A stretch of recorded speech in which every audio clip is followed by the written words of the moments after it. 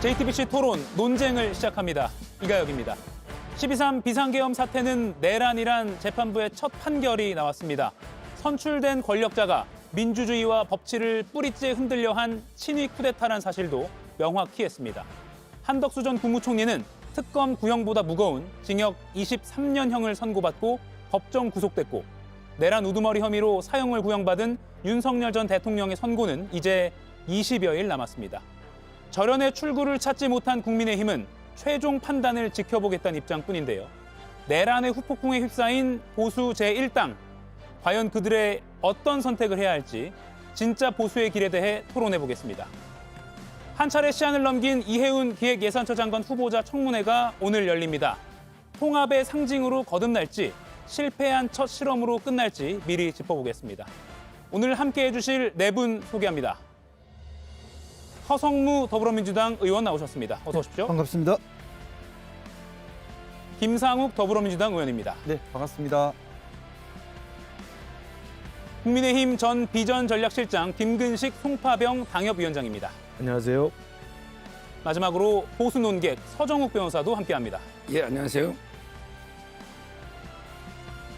90분간의 논쟁 지금부터 시작합니다. 현 상황이 초래된 데 대하여 국무총리로서 무거운 책임감을 느끼고, 국무총리라서 못한 일을 대통령의 힘으로 제가 살아온 인생을 보아달라고 말씀드리고 싶습니다. 국무총리였던 피고인이 국민들을 위해서 어떠한 조치를 취했습니까? 전체적인 계획에 대해서 저는 전혀 알지를 못했습니다.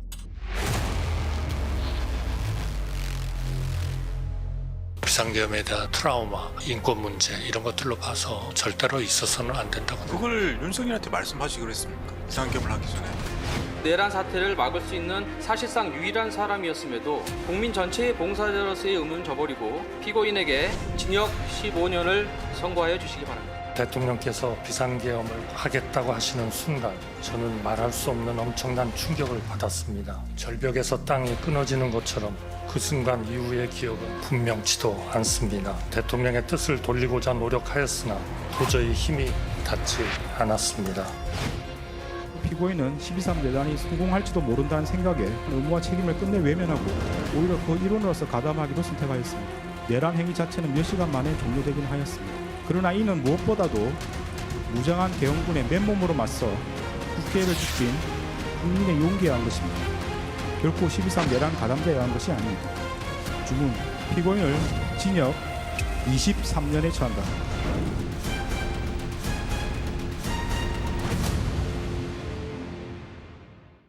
네, 이렇게 영상을 보니까 한 전 총리 한 명으로만 쭉 구성해봐도 정말 한 1년 사이에 많은 일이 있었다라는 게 생각이 듭니다. 내란 중요 임무 종사 혐의 한덕수 전 총리 징역 23년형을 선고받고 바로 법정 구속됐습니다. 지금 서울구치소로 수감이 돼 있는 상태죠. 특검팀의 구형보다 8년이 높았습니다. 불법적 친위 쿠데타를 막을 헌법적 의무와 책임을 외면하고 자신의 안위를 먼저 택한 공직자의 죄, 이걸 엄히 따져 물어야 한다. 이게 재판부의 취지였습니다. 네 분께 이번 선고에 대한 평가를 자유롭게 좀 여쭙겠습니다. 먼저 김상욱 의원부터 시작해 주시죠. 네, 국민들께서 많이 힘들게 기다려 오셨습니다. 정의가 바로 서는 것, 그리고 또 국가기강이 바로 서는 것. 내란이라는 죄는 우리 형법전에 규정된 죄 중에 가장 무거운 죄이고 대한민국의 국가 존립을 위협할 수 있고 5,200만 대한민국 국민의 생명에 직접적 위협이 되는 가장 중대한 범죄입니다. 그렇게 중요한 범죄임에도 불구하고 그동안 사법부에서는 법의 엄중함을 보여오지 못한 부분이 있었습니다. 그것 때문에 많은 국민들께서 염려하셨고요. 이번 판결을 통해서 내란죄가 정말 중요한 죄임을 엄중히 다뤄야 한다는 것을 사법부가 보여줬고, 이를 통해서 정의가 바로 서고 국가기강을 바로 세우는 시작점이 되었다. 그렇게 평가하고 싶습니다. 예, 국가기강을 언급해 주셨습니다. 다음은 김금식 당협위원장 해주시죠.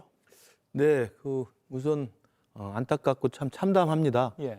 우리 윤석열 정부의 초대 총리였던 분이 윤석열 대통령의 이 불법 위헌적인 비상계엄에 연루돼서 이렇게 1심에서 내란이 인정되는 선고 결과와 함께 구형량보다 훨씬 더 많은 23년형을 선고받았다는, 물론 1심이긴 합니다만 그 사실에 정말 충격적이고 참담하다. 그리고 앞으로 우리 보수 정당인 국민의힘이 이러한 내란몰이 사태에 어떻게 대처해야 될지 심각한 고민을 시작해야 됐다고 생각을 합니다.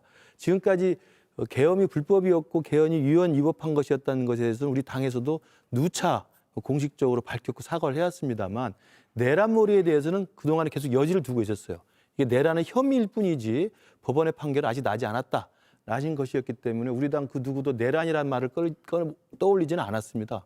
근데 이번에 처음으로 이제 사법부 1심 판결에 내란으로 인정이 되는 상황이기 때문에 앞으로 내란에 관련된 윤석열 대통령, 뭐 박성재 법무장관, 뭐 이상민 장관 이런 분들이 계속 속속들이 비슷한 결론이 나오면 예. 우리 당으로서는 정말 6월 지방선거를 앞두고 상당히 많은 헤쳐나가야 할 과제가 산적해질 수밖에 없다고 생각합니다.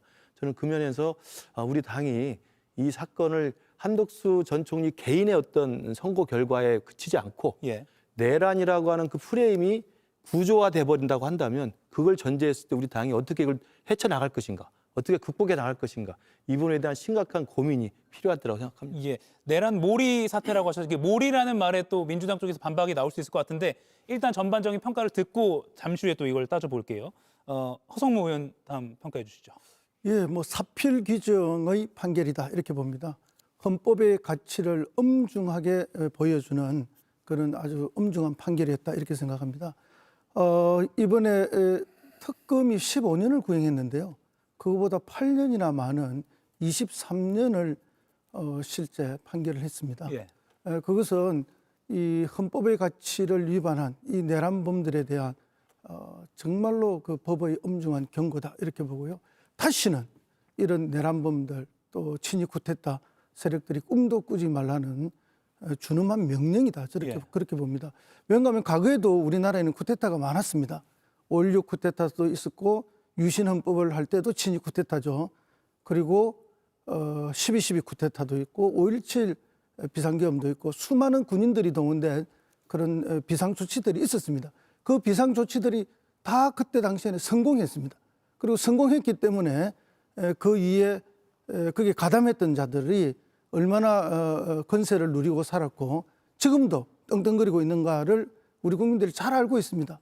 그런데 이번에 한덕수 총리가 보여준 이런 기회주의적 작태 그리고 실제 내란의 주요 임무에 종사한 것이 증거로서 명백하게 드러나지 않았습니까? 이런 것들을 통해서 결론이 내란범이라는 결론을 내릴 수밖에 없고 내란이라는 게 얼마나 엄중한 그런 국민에 반하는 것이고 헌법에 반하는 것이고 국가 질서를 위태롭게 한 것인가를 명확하게 이렇게 선포한 그런 판결이라고 생각합니다. 예. 방금 타신 할 때 잠이 다 깼습니다. 네. 서정욱 변호사님. 저는 한마디로 이제 그 권력과 여론에 굴복한 정치 판결이다 이렇게 평가합니다. 세 가지만 제가 지적하면 첫째 내란인지 아닌지 이진관 판사가 판단합니까? 본인이 3달 남짓 무슨 정인 신문했습니까? 지기현 판사가 100여 명 이상 내란 우두머리 재판하고 있잖아요. 거기 속에 내란 여부를 판단해야 된다. 그게 그 다음에 방조든 뭐든 나오야 된다. 순서가 잘못됐다는 거죠. 자, 두 번째 한덕수 총리가요. 국무회의는 심의기관입니다. 대통령이 거치되고 안 거치되고 따를 의무도 없어요. 더 이상 이게 어떻게 반대합니까? 윤석열 대통령이 정인 나와가지고 뭘 했냐. 완곡하게 제고해달라고 몇 번 반대했어요. 저는 송미령 장관이나 별 차이가 없다 봐요. 지금 현직 장관이죠. 총리가 대통령에게 붙잡고 몸싸움해서라도 막아야 됩니까? 그 정도로 저는 반대했는데 무슨 중요 임무 종사가 되느냐. 사전에 공부한 것도 아니고 이게 두 번째 제가 방조 개념이고요. 마지막으로 이제 그 형량인데 특검도 이게 그 이재명 대통령이 임명한 특검입니다. 거기서 15년을 구형했어요. 근데 79세 고령의 뭐 김용현 장관처럼 직접 개입한 것도 아니고 단지 반대했는데 이걸 23년 하면 무기징역과 똑같은 겁니다. 저는 말도 안 되는 게 구형이다 이렇게 봅니다. 예, 세 가지를 지적해 주셨습니다. 참고로 손혁 변호사님, 시청자분들이 서 변호사님 얼굴을 정면으로 보고 싶으신 분들이 있기 때문에 여기 6번 카메라를 보시면 됩니다. 저를 보지 마시고요. 이게 사안은 좀 무겁지만 뭐 시청자분들도 야심한 시간에 함께하고 계시니까 이렇게 자연스럽게 좀 해보죠. 세 가지를 지적해 주셨는데 법조인이시니까 반박을 하실 것 같아요. 네, 우선 첫 번째로 내란에 대한 점은 우리 국민들께서 다 같이 그날 보셨습니다. 내란의 점은 이미 다 입증된 사안이죠. 내란이라는 것이 헌정 질서를 무너뜨리는 겁니다. 그 비상계엄 사유가 없음에도 불구하고 비상계엄을 했고 절차적 하자가 있고 무엇보다 국회에 무장계엄군을 투입한 것, 그것이 입증된 것으로 이미 내란의 입증은 끝난 겁니다. 그리고 중요한 것은 재판 절차에서는 직원 부장이 하고 있는 재판 절차는 관련돼서 구체적인 사람들, 어떻게 보면 윤석열에 대한 입증은 이미 다 끝났다고 봅니다. 근데 이제 그걸 서류적으로 정리하는 데 시간이 오래 걸렸던 것이고 직원 부장이 제가 볼 때는 모르겠습니다. 고의적으로 재판을 지연한 것이 아닌가라는 의심까지 가는데 우리 이번에 이진관 부장님께서 했던 판결 보면 내란 주요 종사입니다. 최초에 내란 우두머리 방조범으로 기소가 되었는데 그 형량 말씀하셨는데요. 내란 우두머리 방조의 형량이 징역 10년 이상부터 50년까지입니다. 무겁습니다. 그리고 내란 주요 임무 종사는 사형 무기징역 5년 이상의 징역입니다. 무겁습니다. 23년이 많이 나온 형이 아니에요. 우리 형법전에서 가장 무거운 형을 예정하고 있습니다. 이유는 국가를 망하게 하게 할 수 있기 때문에 그렇습니다. 그리고 이유는 5,200만 국민을 생명을 위협할 수 있기 때문에 그런 겁니다. 이렇게 중대한 범죄를 가볍게 보는 시각, 그게 문제라고 생각합니다. 시민이 주인인 사회, 국민이 주인인 사회에서 국민을 받드는데 어떻게 국가를 무너뜨리고 국민의 생명, 5,200만 국민의 생명을 다 위협하는 일을 가볍게 보겠습니까? 이거는 매우 중요한 문제이기 때문에 법의 엄중함을 보여야 할 가장 대표적인 케이스다 이런 생각을 하게 되고요. 그리고 한독수 국무총리 어떤 자입니까? 말 그대로 국무총리입니다. 국무위원입니다. 국무위원은 헌정을 지킬 의무가 누구보다 있습니다. 우리 헌법 7조는 공무원에게 상급자의 명령을 따를 것이 아니라 공무원은 국민 전체에 대한 봉사자이자 국민에 대해 책임을 진다라고 명시하고 있습니다. 뿐만 아니라 헌법 82조는 국무에 관한 문서에 부서할 권한을 국무총리에게 주고 있고 86조에는 국무총리에게 행정 각부를 통할할 지위를 줬습니다. 엄청난 지위, 이건 자체가 큰 의무를 부과한 것이고 국민에 대한 의무를 부과한 겁니다. 그래서 이제 우리 판결문에 보면 보증인적 지위라는 표현을 쓰고 있는데요. 헌법을 지켜야 할 보증인의 의무가 있다라는 자기 의무를 부과한 겁니다.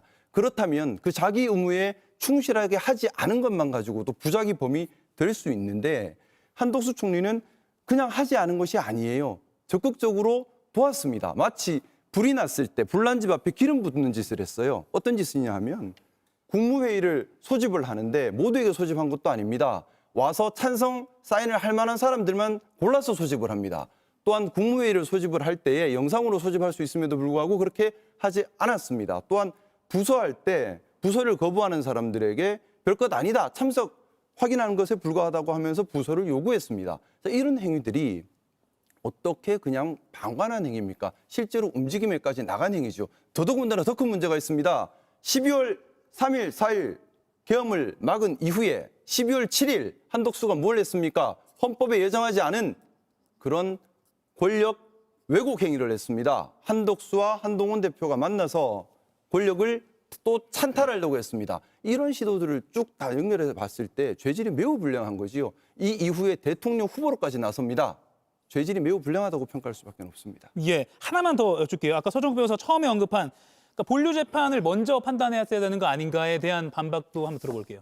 만약에 내란 우두머리 방조범 같으면 그럴 수도 있습니다. 하지만 이번에 판결 선고할 때 적용된 법조는 내란 중요 임무 종사, 즉 정범입니다. 정범은 그 자체로 이미 범죄가 성립하기 때문에 정범에 대해서 독립적으로 판단할 수 있는 것은 당연한 상식이죠.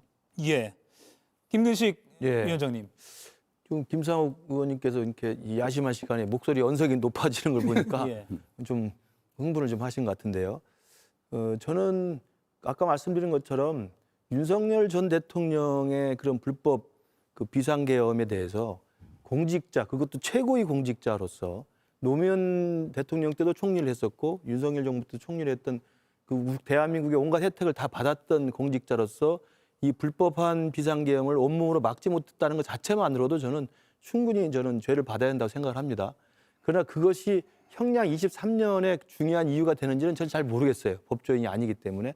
그렇지만 국민 감정이나 국민 여론으로는 그 정도 대한민국 혜택을 받았으면 대한민국을 망가뜨릴 수 있는 그런 불법한 비상계엄에 대해서는 목숨을 걸고 좀 직을 걸고 막는 게 저는 맞다고 생각하고 저는 그 맥락에서 저는 항상 그런 일관된 신념으로 정치를 하고 싶습니다.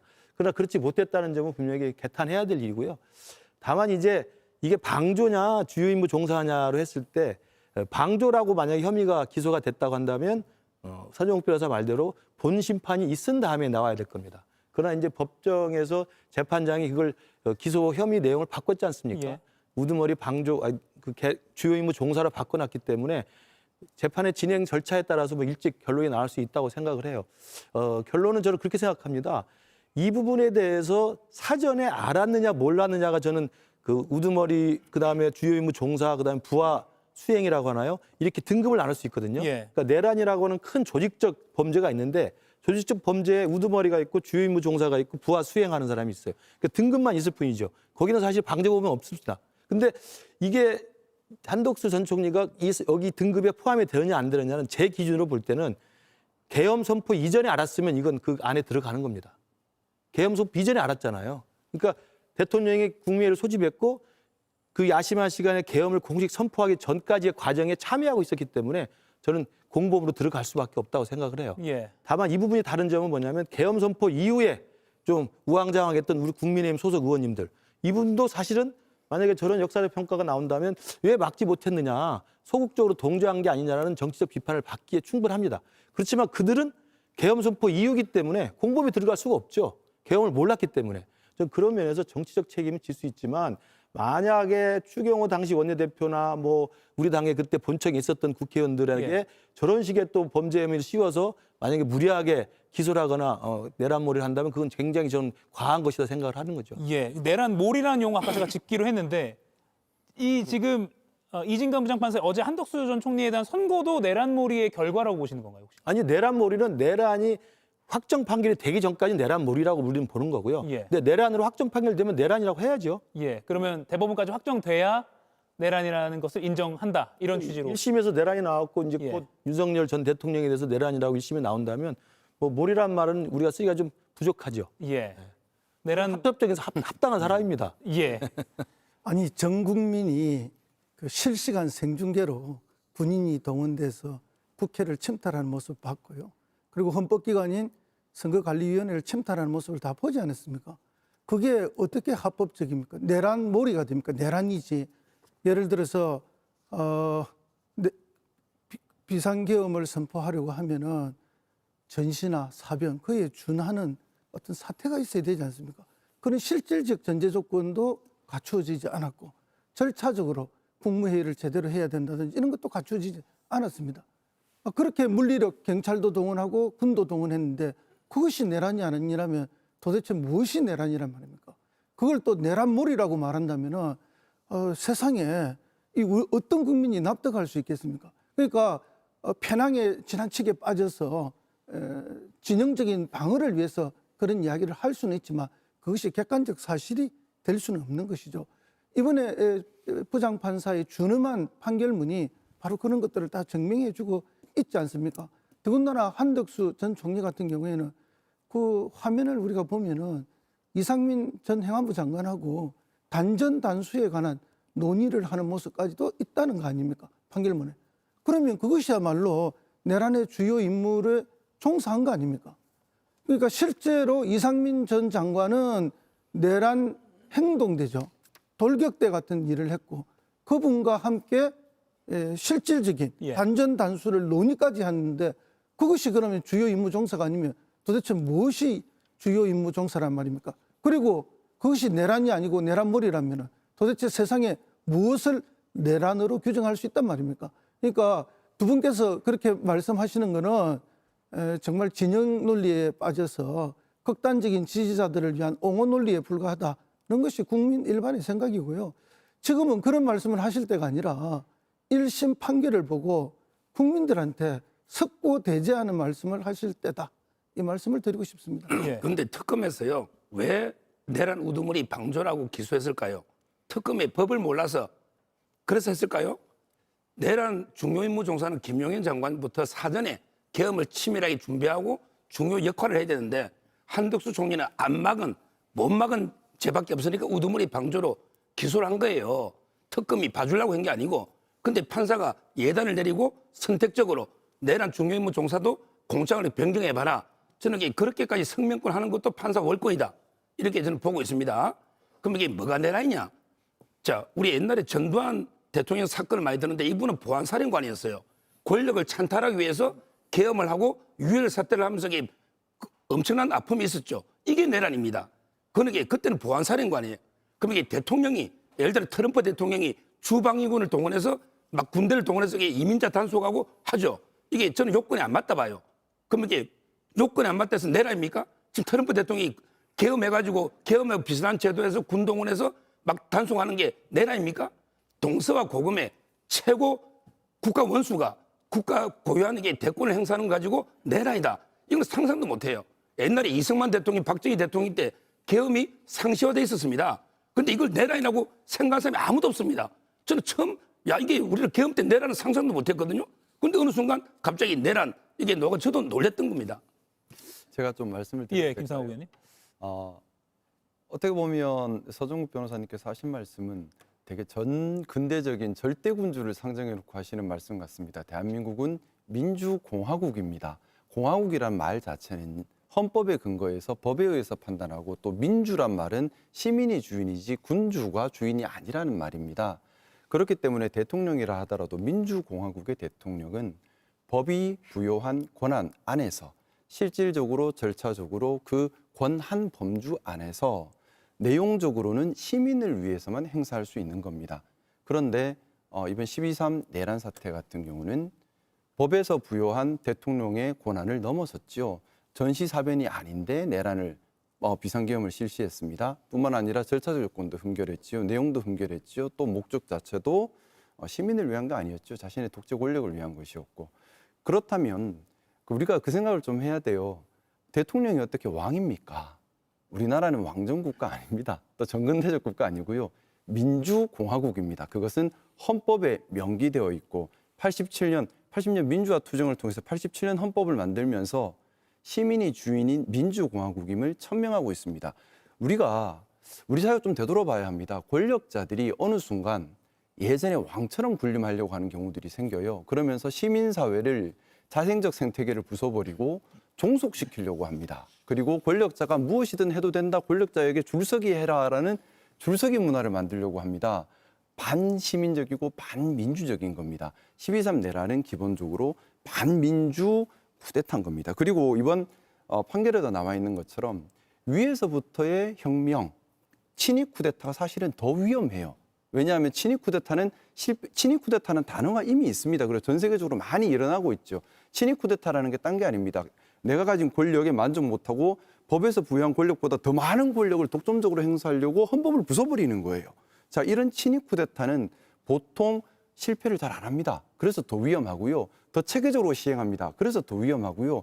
대부분 더 잔인한 결과를 가져옵니다. 그래서 더 위험한 겁니다. 그래서 이번 판결문에서도 위로부터의 쿠데타, 친위 쿠데타가 더 위험하다라는 걸 명기했고, 그리고 한독수가 한 행위에 대해서 아무것도 안 한 게 아니죠. 어떻게 보면 12.3 내란에 대해서 형식적 적법성을 만들기 위한 꾸미기에 들어간 겁니다. 행위가 있었어요. 그리고 공범이라고 하는 것, 미리 알아서야만 공범되는 게 아니에요.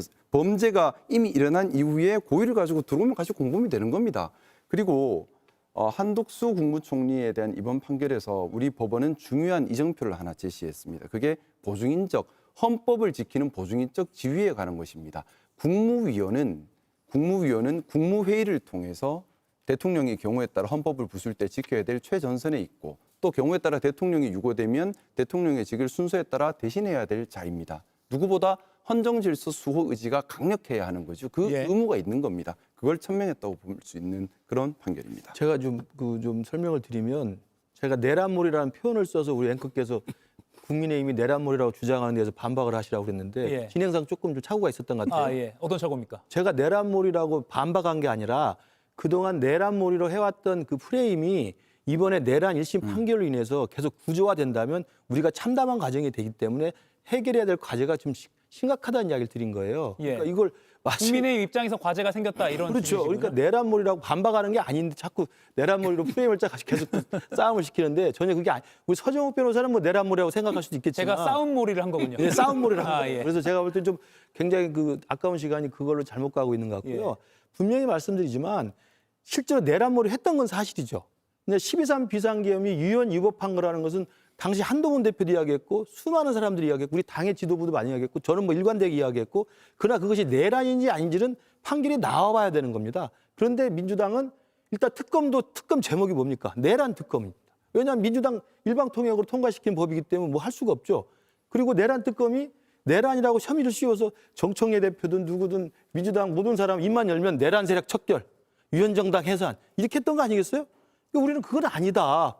법원의 판결을 들어봐야 된다라고 이야기를 했던 거고요. 이번에 1심에 처음 나온 거예요. 내란이라고 이제 판결이 나온 거기 때문에 이 한덕수 총리 관련돼서 3심까지 확정 판결이 나거나 아니면 윤석열 전 대통령에 대한 본안에 대해서 내란으로 확정이 되면 그건 당연히 내란이라고 하는 것에 역사적 평가가 끝난 거죠. 그건 당연히 받아들이지만 지금 이전에 있었던 내란 특검이라는 이름이나 내란 세력, 내란 척결 뭐 이걸로 민주당이 정치적인 장사를 한 건 분명한 사실 아닙니까? 그런 면에서 내란몰이라고 우리 당은 이야기했었고 저는 그럼에도 불구하고 이번 사건은 그런 내란몰이적인 민주당의 정치적 의도가 있었던 상황에서 이제 한덕수 전 총리에 대해서 내란 주요 임무 종사로 1심에 판결이 났으니 우리 당으로서는 정말 심각한 상황이다. 그렇기 때문에 앞으로 이 내란 프레임이 구조화되는 상황에서 우리 당이 어떻게 이 난국을 해체할 것인지 생각해 봐야 한다는 말씀을 드린 겁니다.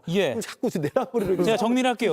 김금식 위원장은 내란몰이의 결과라고 이번 1심 그렇게 말한 건 아닌데 그럼요. 실제 또 한간에선 그런 말을 하는 논의가 나오기 때문에 방금 우리가 그 토론한 게 의미가 없지는 않은 것 같습니다. 김금식 위원장의 말에서 시작했다는 건 제가 취소하겠습니다. 그럼에도 불구하고 예. 방금 그 김건식 위원장님께서 설명하시면서도 계속 민주당이 내란 장사를 했다, 내란몰이를 했다 이렇게 말씀하시고 그건 사실이죠. 사실 저도 그렇게 이해가 됐습니다. 그게 사실이 아니다는 거죠. 이게 판결 나기 전에 어떤 범죄 사실이 있을 때 그것이 아니죠. 꼭 법원의 판결이 있어야만 그것이 범죄라고 생각하고 이번 1심 판결이 났으니까 이제 우리가 교수님, 고민하는 거죠. 교수님 잠시만요. 예. 예. 우리가 이 내란 사건은 웬만한 상식을 가진 분들이라면은 군을 불법적으로 동원했고 경찰을 불법적으로 동원해서 불법적인 행위를 대통령이 했다는 걸 누구나 알지 않습니까? 그리고 헌법기관인 국회를 침탈했잖아요. 헌법기관을 무력화시키고 헌법기관을 무력으로 침탈했으면 그것이 내란이지 뭐가 내란입니까? 그것을 전 국민이 생중계로 봤는데 그걸 가지고 내란 특검, 내란이다라고 당연히 피해자인 측에서 이야기하는 거죠. 그 피해자 측의 주장마저도 내란 장사다, 내란몰이다 이렇게 말씀하신다면 그러면 피해자들이 가만히 있으란 말입니까?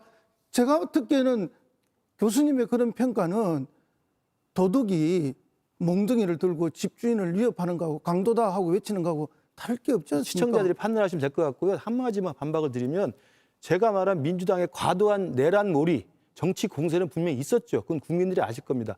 왜냐하면 내란몰이를 하고 있는데 우리는 속수무책 당하는데 1심 판결에서 내란이 나왔으면 우리 받아들이는 거예요. 아 정말 우리는 그때 윤석열 대통령이 했던 게 내란이라는 것을 법원이 확정 판결하면 그 내란이 맞죠. 그러나 그 이전까지의 과정은 내란몰이적인 정치적 성격이 있었다는 거고 왜 그러냐면요. 제가 반박을 하면 이렇게 할 수 있어요. 이재명 대통령 대장동 재판받을 때 우리가 전부 대장동 사기범이라고 다 하지 않았습니까? 그럼 그것도 그러면 이거 뭐 그게 맞는 건데 1심 판결 나기 전까지 최종 확정 판결 나기까지는 그런 이야기 못하게 하셨잖아요. 그러니까 마음대로 그렇게 하면 안 되는 거예요. 마음대로 우리가 하셔놓고 왜 그래요? 대장동 사기꾼이다 이야기를 계속 하는데 그건 혐의가 있으니까 재판을 받는 사람이었잖아요. 혐의로 재판을 받는데 확정 판결 나기 전이니까 그렇게 말하지 말라고 했던 게 민주당인데 내란에 대해서 확정 판결 나지 않았는데 내란범이다, 내란 세력이다, 내란 척결이다 이렇게 장사했던 거 분명한 거예요. 그럼에도 불구하고 저는 1심에서 내란으로 판결이 났으니 겸하게 받아들인다는 말씀을 드리는 거예요. 뭐가 잘못됐습니까? 제가 그럼 질문은 다른 걸로 좀 드릴게요. 주진우 국민의힘 의원이 이 재판 과정에 대해서 좀 불공정했다, 이진관 부장판사가. 그리고 미리 예단을 하고 결론을 내렸다는 취지로 방송 인터뷰에서 비판을 했습니다. 1심 선고를 겸허하게 받아들여야 된다는 의견도 있는 반면에 또 이런 의견도 있는 거예요. 이 어떻게 보십니까, 서정욱 변호사님? 아까 제가 말한 것처럼요. 판사가 성명권이 있는데 그러나 예를 들어 횡령으로 기소했는데 횡령이 무죄예요. 그러니까 사기죄로 한번 바꿔봐라. 애매하니까. 이렇게 한쪽에 검사한테 힌트를 주면 이게 공정합니까? 그냥 내란 우두머리 방조면 그냥 그게 무죄면 무죄 쓰면 되잖아요. 그러게 왜 내란 중요임무 종사를 바꾸라 마라 이렇게 하는 게 저는 잘못됐고요. 이 재판이 3개월 만에 끝났거든요. 정일이 10몇 명밖에 안 돼요. 이걸 가지고 내란을 판단할 수가 있습니까? 심리한 게 없어요. 직연재판부에서 다 했단 말이에요. 군사령관들, 곽종건, 전부 수방사령관 다 했단 말이에요. 따라서 먼저 하는 게 잘못됐다. 왜? 어차피 내란 우두머리 방조 또는 중요임무 종사 선택적으로 공석이 변경됐잖아요. 그럼 이게 주범부터 봐야 되잖아요. 방조가 될지 중요임무 종사를 모르잖아요. 저는 이게 미리 결론 내려놓고 중요임무 종사를 바꾸라고 한 게 아닌가 이런 의심이 든다 이 말이고요. 예. 자, 우리 김상욱 의원님이 계속에 뭐 보정인적 지휘하면서 국무원이 막아야 되는데 그럼 이게 송미령 장관은 그런 지휘가 없습니까? 거기서 육탄 공개해서라도 이게 윤석열 대통령 옷이라도 붙잡고 막았어야죠. 근데 왜 지금 장관을 시키죠? 그 국무회의 왔으면 육탄도 그 사람도 국무위원입니다. 그럼 이게 막았어야죠. 계엄 목숨 걸고. 근데 왜 지금 장관 하느냐? 이 문제 제기하고요. 저도 이게 계엄이 불법은 맞아요. 제가 합법이라는 거 아니에요. 요건 없는 거 맞아요. 자, 그러면 제가 또 하나 더 물어볼게요. 아까 트럼프 대통령 방위군 동원해서 이민자들 막고 군을 동원해서 경찰이 있는데 그럼 이게 트럼프 대통령의 군 동원은 적법 아닙니까? 저는 불법이라 봐요. 트럼프 대통령 군 동원도. 근데 내란이라고는 안 하잖아요. 윤 대통령이 뭐 권력을 찬탈해서 헌법 바꿔서 장기 집권하려고 했다는데 어떤 분에게 김건희 여사를 다음 대통령 만드는데 이게 괴담이지. 어떻게 헌법을 바꿉니까? 우리 의석이 몇 석 안 되는데 어떻게 장기 집권합니까? 윤 대통령은 이게 짧은 기간 계엄 경고성을 했던 거예요. 이걸 가지고 이게 저는 장기 집권 뭐 이러면서 이게 헌정문란 이런 게 잘못됐다는 거예요. 저는 계엄을 옹호하는 게 아닙니다. 예. 김상욱 의원, 이렇게 좀 논의를 줄일게요. 많은 말씀하셔서 아까 성명권, 그러니까 이진강 부장판사가 제가 순서대로 좀 답을 드리도록 하겠습니다. 예, 방조가 아니라 예, 공소장 예. 추가 변경한 거예요. 우선은 좀 두 가지 말씀을 좀 드리고 싶어요. 착각해서는 안 됩니다. 독재자의 자비로 막아진 것이 아닙니다. 국민의 저항이 피를 막고 참사를 막은 것입니다. 독재자의 자비로 막아진 것이 아니라 국민의 저항이 참사를 막은 것입니다. 이걸 우리가 잊어서는 안 됩니다. 착각해서는 안 됩니다. 또 하나는 사법부의 예단이나 사법부의 방향성이 공유되고 있는 것이 아니고요. 헌법과 법률에 정답이 새겨져 있는 겁니다. 헌법과 법률에 정답이 새겨져 있다 보니 재판부마다 같은 이야기를 하고 있는 것입니다. 자, 그리고 형사재판에 대해서 말씀하셨는데 형사재판은 민사재판과 다릅니다. 판사님의 직권주의가 강력하게 작동을 해서 실체적 진실을 발견할 의무가 판사에게도 부과가 되어 있습니다. 뿐만 아니라 공소사실의 동일성이 인정되는 범주 안에서는 당연히 그런 얘기를 할 수 있고 그렇게 해오는 것이 일반적인 형사법정 관행입니다. 또한 할 수 있는 권한이 있는 것이고요. 그리고 재판이 길지 않을 수 있었던 이유는 너무나 명확하기 때문입니다. 내란이라는 점 명확하고요. 그리고 한덕수가 했던 행위도 명확합니다. 그리고 송미령 장관과의 비교를 했는데 두 사람이 했던 역할이 달라요. 일단 송미령 장관은 늦게 도착해서 본인이 뭘 한 역할도 없고 와서 무슨 일인지도 모르는 정말 그런 상황이었던 것으로 보여지는 반면에 한덕수는 다르죠. 한덕수는 처음부터 이게 비상계엄이고 불법이라는 걸 알고 국무위원들을 소집하는 적극적 역할을 한덕수가 했습니다. 송미령 장관에게 오라 했던 건 한덕수입니다. 송미령 장관에게 왜 가야 하나요? 물었을 때 답도 안 한 것도 한덕수고요. 왜 비상계엄에 사인해야 되니까 오라라고 설명도 안 했습니다.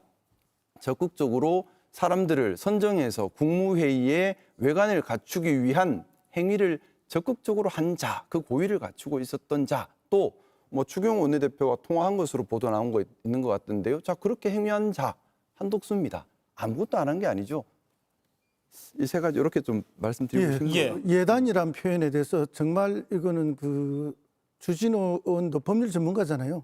법률 전문가가 오히려 법 지식을 이용해서 본질을 흐리는 법꾸라지의 교원 영색이다. 저는 이렇게 말할 수밖에 없어요.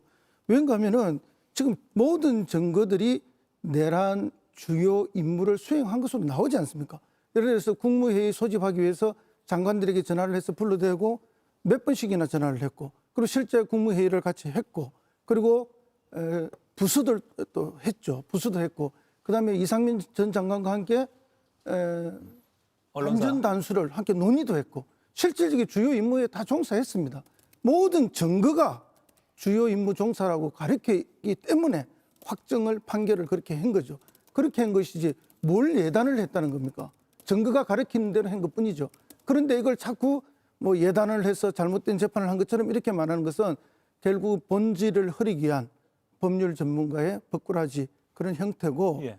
이 정말로 있을 수 없는 본질 흐리기 작업이다. 저는 그렇게 지적합니다. 주진우 의원 아까 예단 그 주장 동의하세요? 저는 동의하지 않습니다.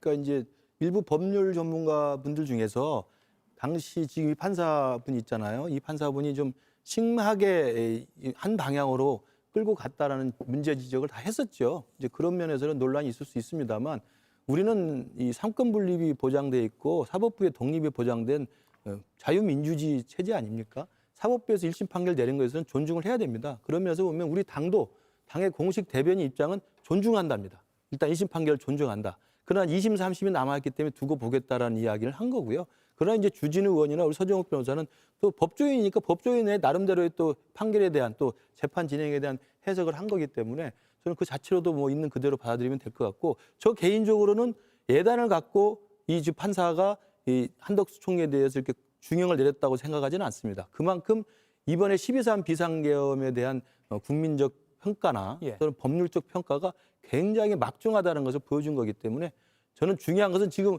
우리 앵커께서 지금 초반부에 너무 이 판결에 대해서 이야기를 많이 하는데 저희들은 이 다음에 보수정당의 미래에 대해서 이야기하고 싶어서 나왔습니다.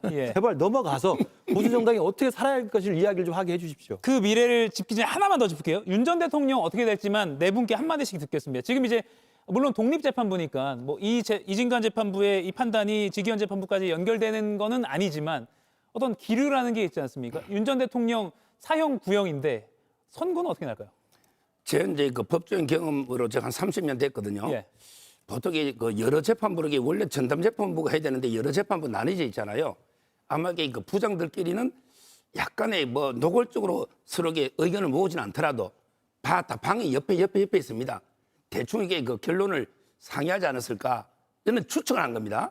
제 경험에 따라서 저는 지기현 재판부에서는 유죄가 나올 걸로 90% 이상 보고 아마 무기징역 정도가 예상되고요. 대신에 전 대법원에 가면요 10대 2 정도로 무죄가 나올 걸로 90%가 무죄 확률. 그러니까 지기현 재판부는 90%가 유죄. 근데 대법원은요 옛날에 이재명 대통령에 대해서 10대 1로 공직선거법을 파기환송했거든요. 그 구성이 그대로 있을 겁니다. 대법원 구성이 안 바뀌어요. 저는 진보 대법관 2명, 보수 대법관이 10명을 하면 이게 내란이라는 건 제가 볼 때는 터무니없기 때문에 저는 대법원에서는 9대 1로 무죄, 지기현 재판은 1대 9로 유죄, 형량은 무기징역 이렇게 예상하고 있습니다.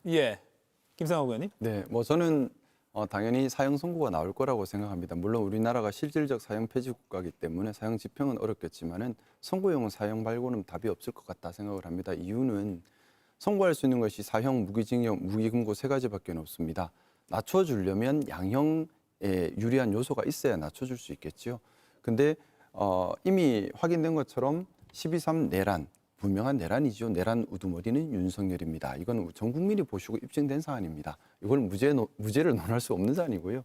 그리고 또 하나는 이번에 이진관 부장이 적시한 것처럼 위로부터의 쿠데타, 친위 쿠데타가 더 위험하고 더 치명적이고 더 잔인할 수 있다. 민주주의엔 더 큰 위기이다. 왜냐하면 국민들께서 신뢰를 주신 자입니다.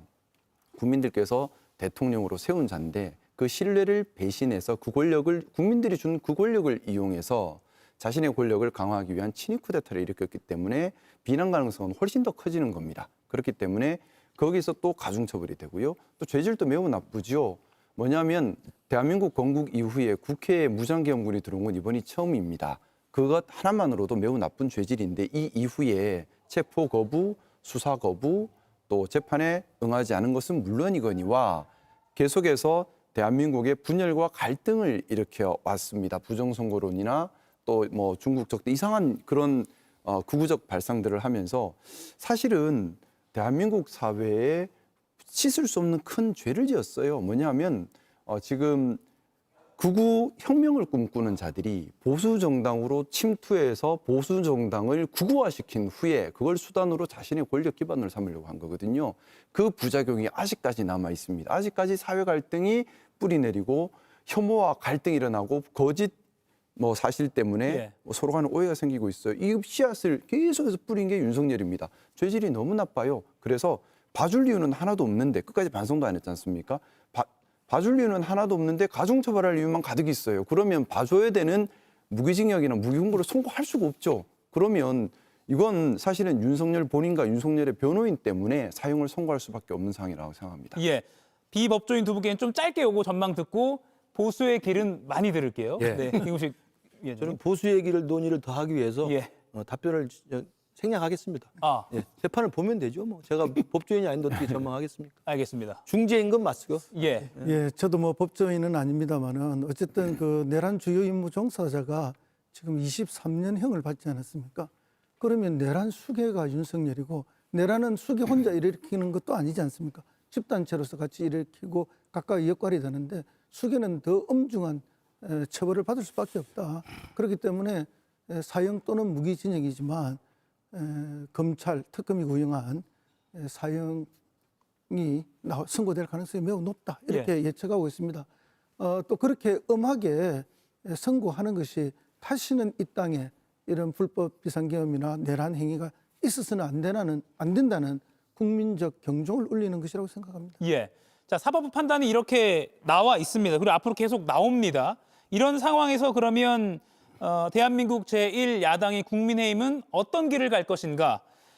당장 국민들 일각에서는 이 정도면 체포방해 윤 전 대통령 1심이나 또 한덕수 전 총리 1심 나왔으면 국민의힘에서 또 사과가 좀 진정성 있게 나와야 되는 거 아니냐라고 했는데 개별 의원의 뭐 입장 정도 말고는 안 나왔거든요. 안 내놓는 겁니까? 못 내놓는 겁니까?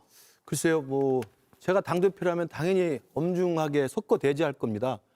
그러나 지금 제가 당대표가 아니기 때문에 그런 행동을 못하고 있는 건 안타까운 일이고요.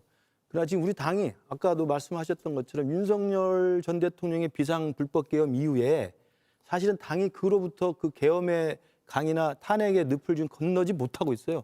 계속 거기에 발목에 잡혀 있는 거예요. 그리고 심지어는 계엄이 정당했다, 부정선거가 확실하다, 윤 어게인을 지지하는 사람들에 의해서 당이 사실은 포박당하고 있는 상황입니다. 그렇기 때문에 지금 우리 당이 계속 이렇게 1심에서 내란으로 확정돼서 나왔습니다만 2심, 3심 또 윤석열 대통령 결론에서 내란이 확정돼서 확정이 돼버리면 우리 당으로서는 그 끈을 끊어내지 않고서는 어디 가서도 표를 달라고 할 수가 없습니다. 그러면서 저는 너무 안타깝다는 생각이 들어서 제가 오늘 정말 논쟁에 나왔던 이유는 그래서 우리 당이 앞으로 어떻게 할 것인가를 좀 논의를 생산을 하고 싶었는데 지금 앞부분에 너무 이 판결에 대한 이야기를 너무 많이 했던 것 같은데요. 예. 저는 딱 한 가지입니다. 첫 번째, 민주당에서 그런 걸 했더라고요. 지난번에 강선우 의원이 그 공천헌금 수수한 걸로 인해 가지고 탈당을 했더니 자진 탈당했더니 의원 지도부가 최고위를 열어가지고 비상징계권을 발동해서 제명을 시키더라고요.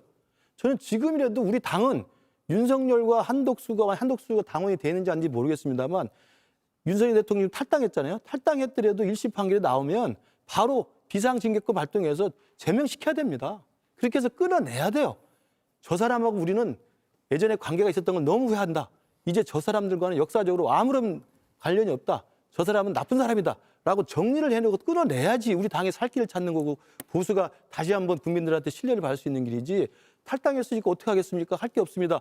라고 하는 소극적인 태도 갖고는 저는 안 된다고 봅니다. 예. 그래서 모르겠어요. 우리 당의 당원당들 제가 찾아보진 않았습니다만 그런 식으로라도 강제 제명 조치를 통해서라도 역사적으로 절연안을 분명히 보여야 되고 소극적으로는 그다음에 보다 적극적으로는 장동혁 대표가 이제 어제 단식을 중단하고 병원에 지금 요양 중입니다만 예.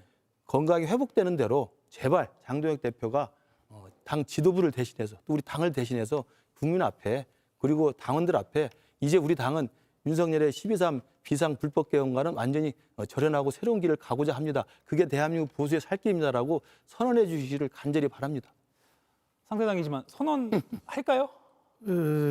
우리 서중욱 변호사님께서 장동혁 대표의 심리적 멘토 같다는 그런 평판이 있습니다. 예. 그럴 정도로 강력한 영향을 받고 있는 장동혁 대표가 과연 절연을 선언할 수 있을까요? 저는 뭐 선언하기 매우 어렵다고 봅니다.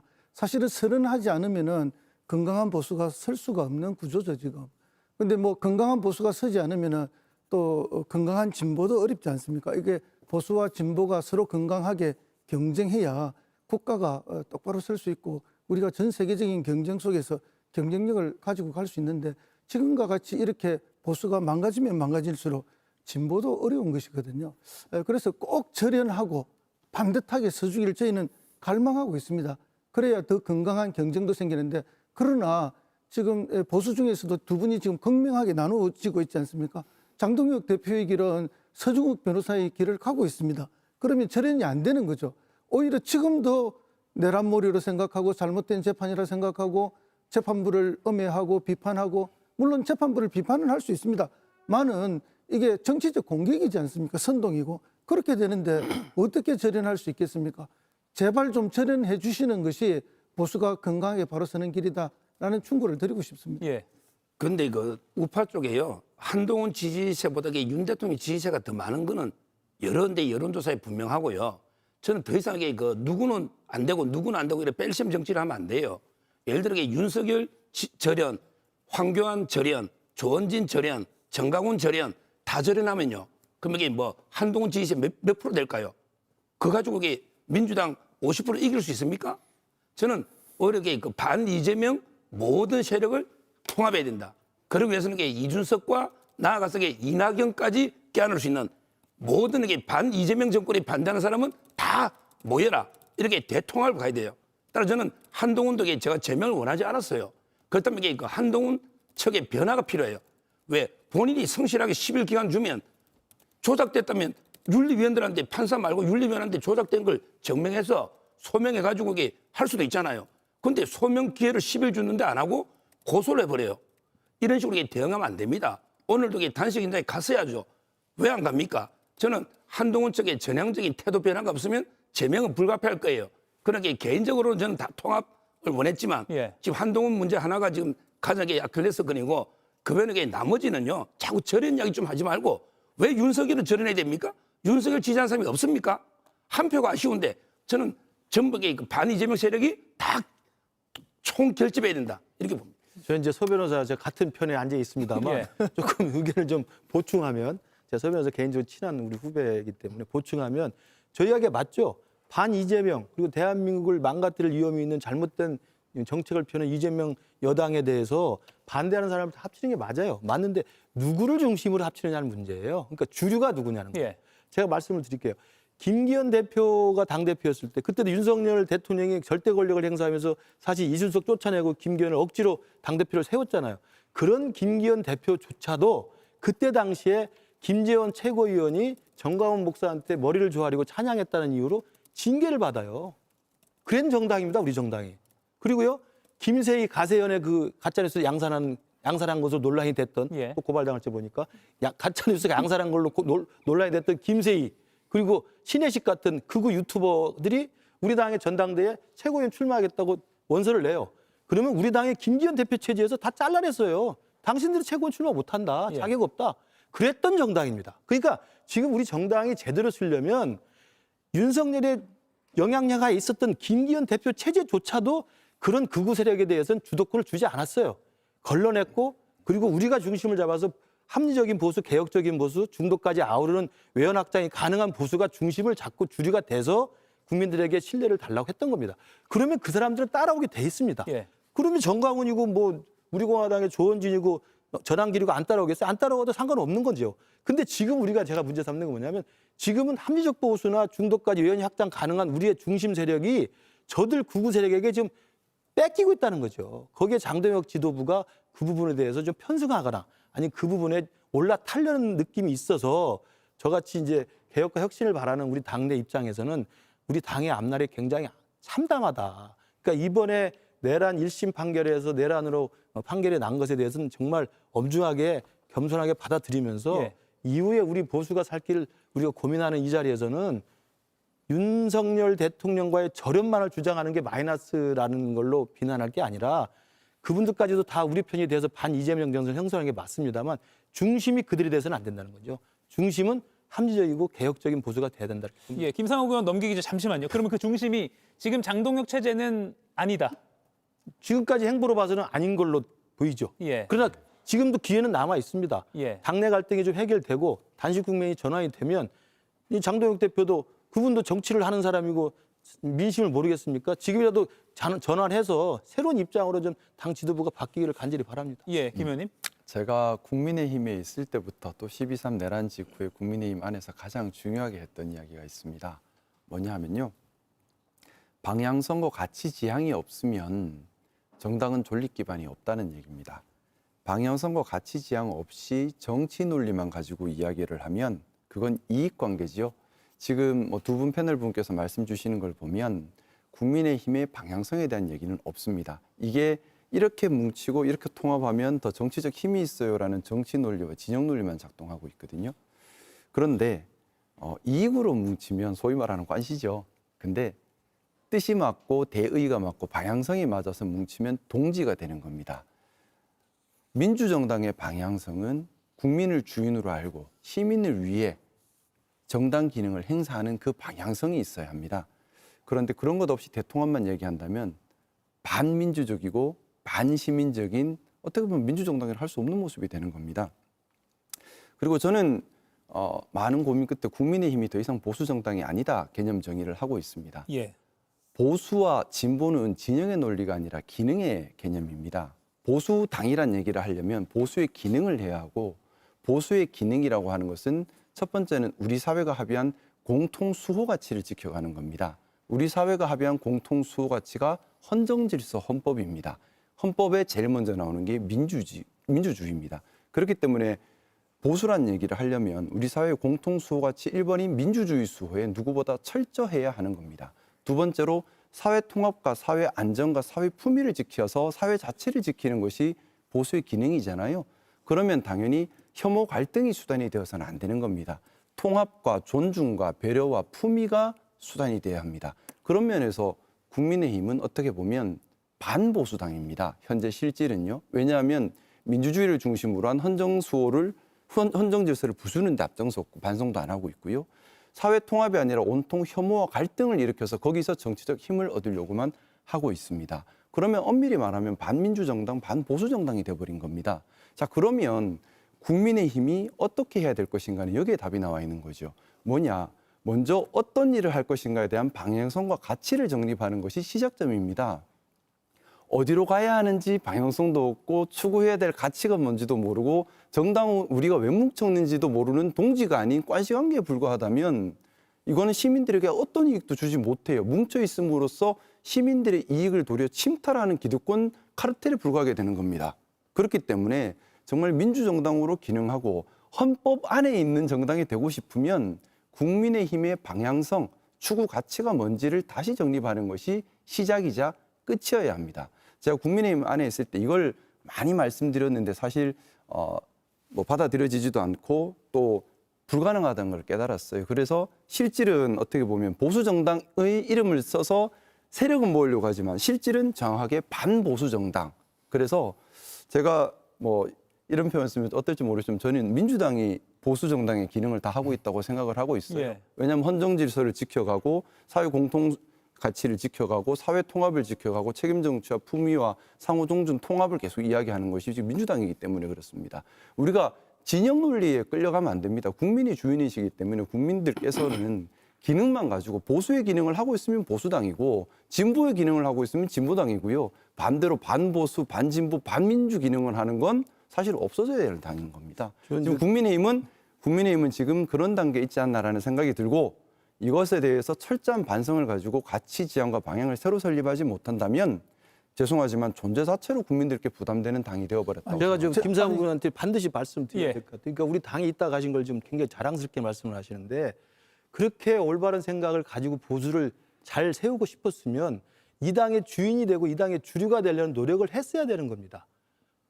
우리 김상우 의원님이 어느 당 공천으로 당선이 됐습니까? 그리고 생각하는 그런 보수의 참된 가치들에 대해서 동조하고 동의하는 사람들 세력을 모아서 그들과 함께 잘못돼 가고 지금 말씀하신 거 저 이해해요. 그러니까 혐오를 유발하고 혐오를 재생산하는 세력들. 자, 제가 제 말씀 중에 말씀하셨으니까. 말씀 중에 들으세요. 말이 안 끝났잖아요. 아니요, 제 말씀 중에 들어오셨으니까. 김근식 제 말씀 위원장님. 켰어요. 왜 그러세요? 잠시만요. 김 의원님 잠시만요.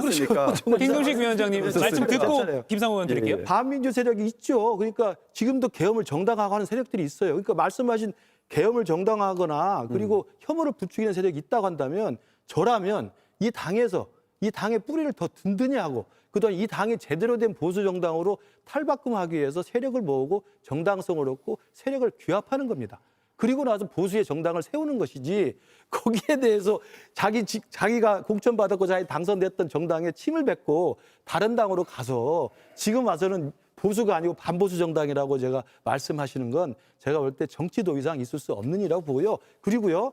민주당이 그러면 가장 민주적인 정당이고 가장 진보적인 정당이라고 말할 수 있습니까? 저는 거기에 대해서는 더 굉장히 많은 논쟁거리가 있다고 생각하고 구체적으로 말씀드릴 필요도 없지만 중요한 것은 말씀하신 그런 우리 정당 내에 있는 잘못된 세력들, 잘못된 생각들을 이 안에서 고칠 수 있기 위해서 노력할 수 있는 충분한 근거가 있습니다. 제가 있고 김상욱 의원이 있었고 또 우리 당의 개혁파가 있고 혁신파가 있어요. 단지 제가 안타까운 것은 그런 노력들이 있음에도 불구하고 최근까지 이어져 왔던 합리적 보수의 명맥과 주류가 저 윤 어게인 세력과 부정선거 세력에 의해서 지금 침탈당하고 있다는 게 문제지. 그러면 그 사람들 어떻게든 당원들을 설득하고 국민들을 설득해서 그들을 쫓아내고 아니면 그들을 소수화시켜서 우리 당이 건전한 보수를 쓸 수 있도록 해야 되는 것이지. 그러니까 나는 떠난다 라면서 또 자기가 몸담았던 당에 침을 뱉는 건 제가 볼 때 정치도 이상 절대 있을 수 제가 이제 말씀드려도 되나요? 예, 김 의원님. 우선은 제가 말씀드린데 중간에 들어와서 끊으면서 훈계하시는 것은 잘못된 도의고 선배라고 하더라도 사회자한테 허락 받고 한 겁니다. 선배라고 하더라도 그렇게 하시는 건 도의가 아니에요. 소리 지르지 마십시오. 선배님 소리 지르지 마세요. 선배님 소리 지르지 마세요. 예, 김 의원님 말씀 들을게요. 문제예요. 네, 김 의원님. 사회자님 이렇게 무도한 이런 행동을 하는 거는 좀 제지를 해주십시오. 네, 왜냐하면 그건 아무리 압니다. 선배라도 이거는 옳지 않은 토의. 네, 요거 순서 넘기는 거 관련해서는 일단 김 의원님 말씀 주시죠. 일단은 제가 말씀을 마저 드리겠습니다. 제가 국민의힘에서 아무것도 안 하셨다고 말씀하는데 국민들께서 다 보셨습니다. 6개월 동안 처절하게 혼자 국민의힘의 방향성에 대해서 외치고 싸웠습니다. 그리고 그 싸웠을 때 죄송하지만 두 분 선배님들은 단 한마디도 도와주지 않으셨습니다. 그렇습니까? 예, 저는 제가? 기억이 없습니다. 저한테 전화 한 적 있으십니까? 공개적으로 전화하면 김상욱 그런 지지선을 겁니까? 한 적 있으시니까? 없으시잖아요. 제가 왜 김상욱 제가 지지선을 말하고 해요? 있는데 끼어들지 마세요. 물어보니까 다 잠시만요. 아니, 보수의 왜 앞날을 이러시죠? 얘기하는데 왜 이렇게 잠시만요. 하시죠? 예. 대화하는데 왜 이렇게 하시죠? 물어보니까 답하는 거 아니에요? 아니요, 제가 얘기하는 중에 자꾸 끼어들면 어떡하십니까? 말씀하세요. 예, 말씀하시죠. 말씀하세요. 네. 말씀하세요. 제가 얘기 좀 할 수 있게 해주십시오. 예. 상호 비난은 좀 자제해 주십시오. 예. 제가 6개월 동안 국민의힘을 바로잡기 위해서 목숨을 건 투쟁을 했을 때에 죄송하지만 김문식 선배님 전화 한 통 없으셨고요. 지금 와서 이런 말씀하시는 건 좀 비겁하다는 생각입니다. 저 혼자 싸웠습니다. 누가 있었습니까? 근데 지금 저보고 나가라 하고 징계하고 제발 나가라 했던 당입니다. 그리고 저는 혼자 끝까지 바꾸겠습니다 했었습니다. 그 세월이 6개월 했는데 그 6개월 단순 6개월이 아니라 하루하루가 전쟁처럼 바꾸려고 애를 썼었습니다. 그리고 저는 분명히 마지막 시한을 정했었습니다. 뭐냐? 반보수로 내란을 일으킨, 내란에 책임 있는 사람이 대선 후보가 되는 그 순간에는 이 당이 함께할 수 없다. 왜냐하면 그것은 국민을 배신하는 것이기 때문이다. 그리고 제가 대선 후보가 정해지는 그 순간까지 국민의힘이 보수의 가치로 되돌아오기를 요청하고 구체적인 시한과 방법과 요구사항까지 전달을 했었지만은 국민의힘에서 저에게 오직 나가라고만 하고 예. 모두 다 지금 저한테 이런 말씀을 하시는 분 단 한 분도 그때 제게 힘 실어준 분이 없으세요. 근데 지금 와서 왜 그랬냐?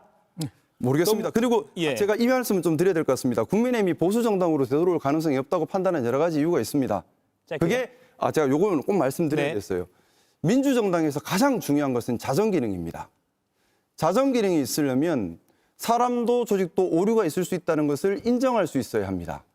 무오류를 주장하는 것은 스탈린이나 김일성이나 하는 짓이에요. 히틀러나 하는 짓입니다. 근데 국민의힘은 12.3 내란 이후에도 오류를 인정하지 않았습니다. 끝까지 지금까지도 국민의힘은 무오류임을 주장하면서 가려고 해요. 소위 말한 자정 기능이 죽어버린 겁니다. 예. 제가 국민의힘의 자정 기능을 살리려고 애를 썼지만 자정 기능을 살리려고 하는 사람을 배신자 취급하고 쫓아냈습니다. 자정 정리해 기능이 주세요. 마비돼 있어요. 예.